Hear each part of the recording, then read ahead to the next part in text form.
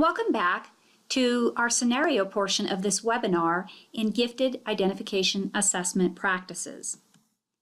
If you have completed the scenario for Lisa, you are now ready to move on for Yulia. Please locate the document of Yulia's body of evidence. I would like to introduce you to Yulia. Yulia is a young lady who is a Russian female and was adopted at the age of 4 and brought to the United States by her adoptive parents at that age. She is bilingual in Russian and English. She's currently a 9th grader at a public high school. She was an ELL student in kindergarten and 1st grade, but upon the conclusion of 1st grade, it was determined she was fluent in English and she tested out of the ELL program. Now, her parent did fill out a referral based on Yulia's passion for writing and the learning of exotic languages. The parent feels her child has been overlooked for gifted identification. After the school receives the referral, the gifted identification team meets to review Yulia's data. The team reviews the following data. Yulia was administered the cognitive abilities test when she was a 6th grader and scored at the 90th percentile on the verbal battery, 93 on quantitative, and 85 on nonverbal. An examination of her state assessment data over a 3-year period indicate that Yulia is definitely advanced in the area of reading and writing and proficient high in mathematics. Yulia's school administers the Normed Reference Achievement Test, Scantron. Now, this assessment is given at the beginning, mid, and end of year typically. And as you can see in her 8th grade year, Yulia consistently scored at the 99th percentile ranking in the area of reading, and her math NPR scores were 90, 92, and 91.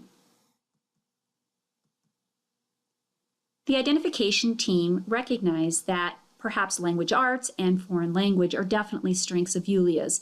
So they asked Yulia's language arts teacher and foreign language teacher to complete the GES.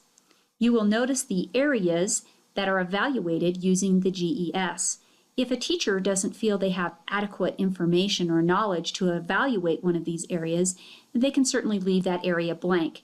In this case, both the language arts teacher and the foreign language teacher left the area of performing and visual arts blank for Yulia. Now, the language arts teacher ranks her at the 94th percentile in the area of intellectual, 96 for creativity, 97 for academic aptitude, and 79 for leadership. Her foreign language teacher ranks her at the 98th percentile for intellectual, 97 for creativity, 99 for academic aptitude, and 88 for leadership. When her parents submitted the referral, they were also asked to complete a checklist. Yulia's mother ranked her exceptional in all categories and indicated her passion for writing and interest in foreign languages. Let's examine her performance data.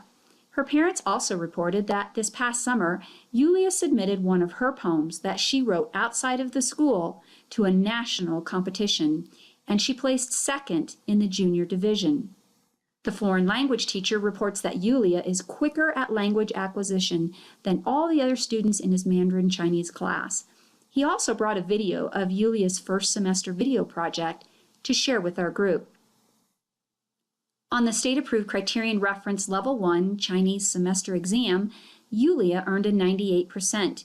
Now, this was 12 percentage points higher than any other student in the class.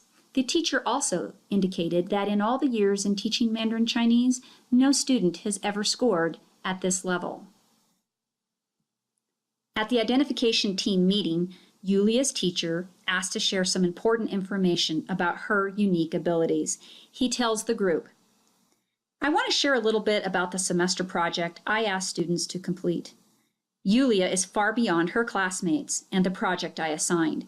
She actually came to me and asked me for permission if she could go beyond my assignment. She asked me that if she and this other student who's not even in my class could work on their project together.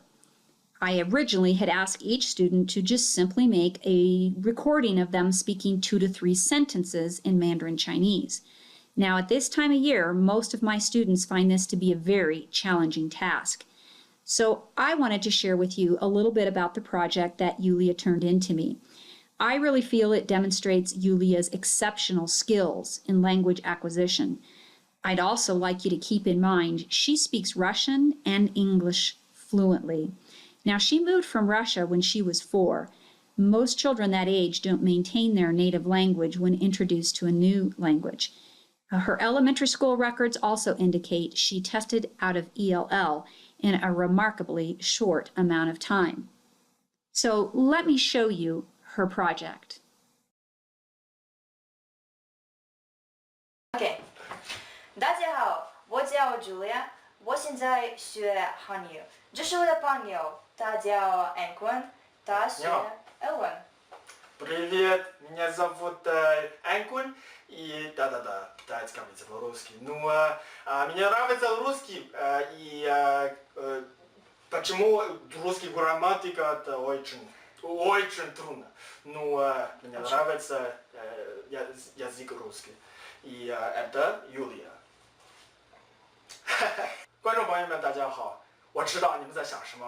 靠，这位老外在说汉语？那当然了。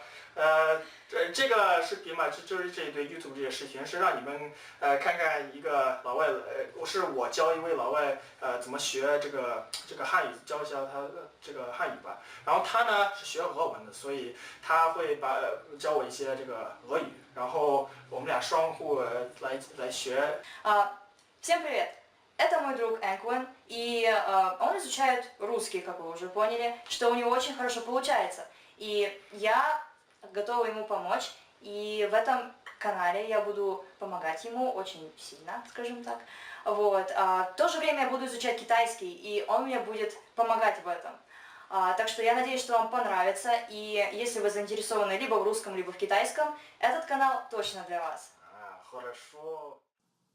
I hope that gives you a demonstration of Yulia's exceptional performance. In my years of teaching, I've never had a student learn a language as rapidly as Yulia. Now, as you begin to discuss Yulia's data, it is important to review this particular pathway to identification. You will note this pathway is a little different from the one we first used with Lisa.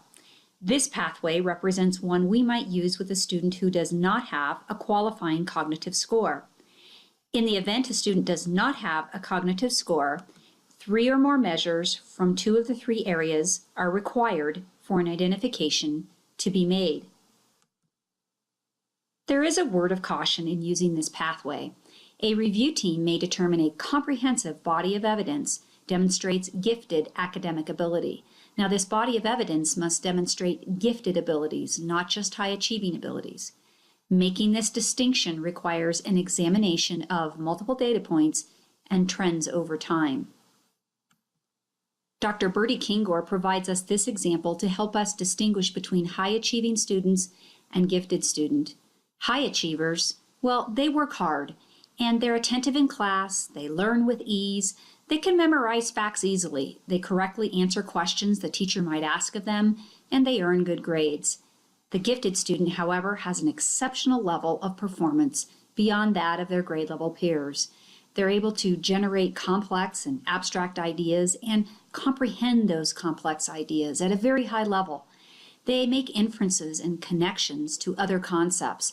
They're very self-directed learners, and they ask questions versus just answering the questions.